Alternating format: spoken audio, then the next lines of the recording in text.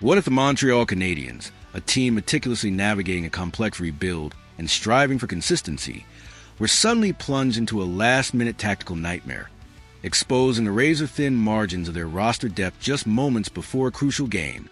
That's the chaotic reality we're dissecting today, as a seemingly innocuous medical report about an injury to Alexandre Texier masks a deeper, more unsettling truth about the Canadiens' precarious offensive situation.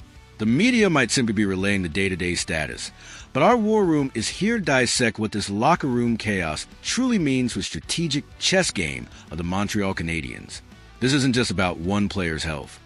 It's about the fragility of a carefully constructed lineup, the immediate pressures on a coaching staff, and the long-term implications for a front office constantly evaluating its assets. Let's turn on the radars of our tactical bench, separate reality from fiction, and slice through the situation line by line for our audience. The initial reports focus on the injury itself, a common occurrence in the brutal grind of an NHL season. However, a critical detail, one that screamed on our corporate radar, went largely unnoticed by many. The team did not post the official lineup on social media at its usual time. This seemingly minor deviation is a smoking gun, proving that this injury was not a foreseen muscular strain or a planned day off during the week. This was a last-minute physical collapse, most likely occurring during a pre-game warm-up.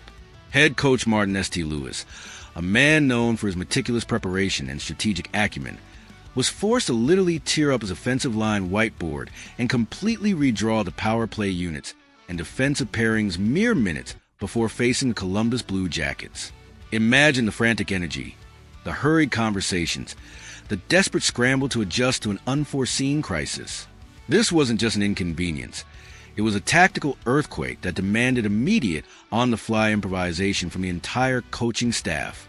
The panic behind the scenes, the sudden shift in strategy, underscores the immediate impact of Texier's absence. While the press focuses on his day-to-day status, our focus is on the scoreboard and the vital role he has played.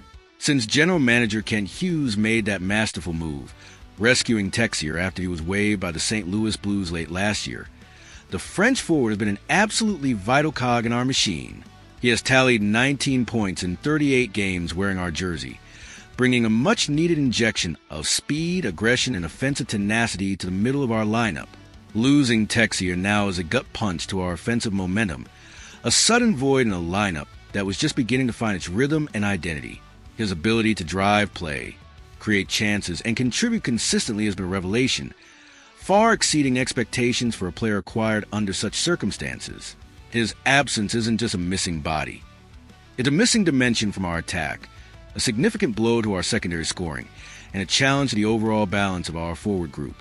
Texier's contribution goes beyond raw points.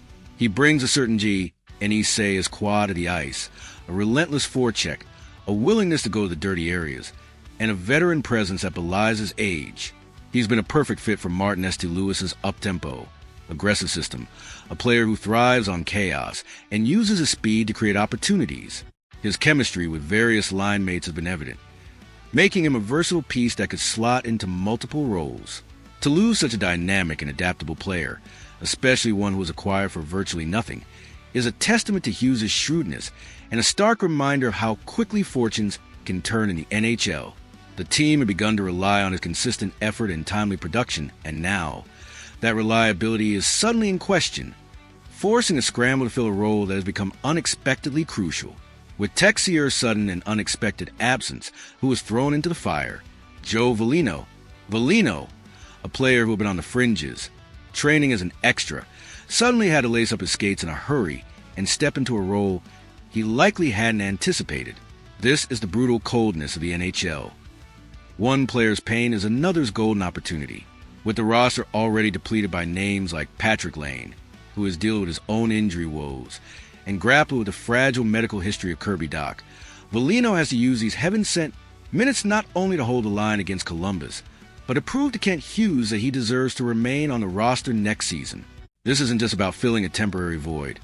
It's a career-defining moment for Veleno. Every shift, every puck battle, every offensive zone entry will be scrutinized by the coaching staff and front office. This is his chance to demonstrate consistency, reliability, and the ability to contribute meaningfully at the NHL level. something he has struggled to do on a regular basis. The pressure on Foligno is immense. He's not just playing for the present. He's playing for his future in the league. The Canadiens' depth at center, while improving, is still a work in progress.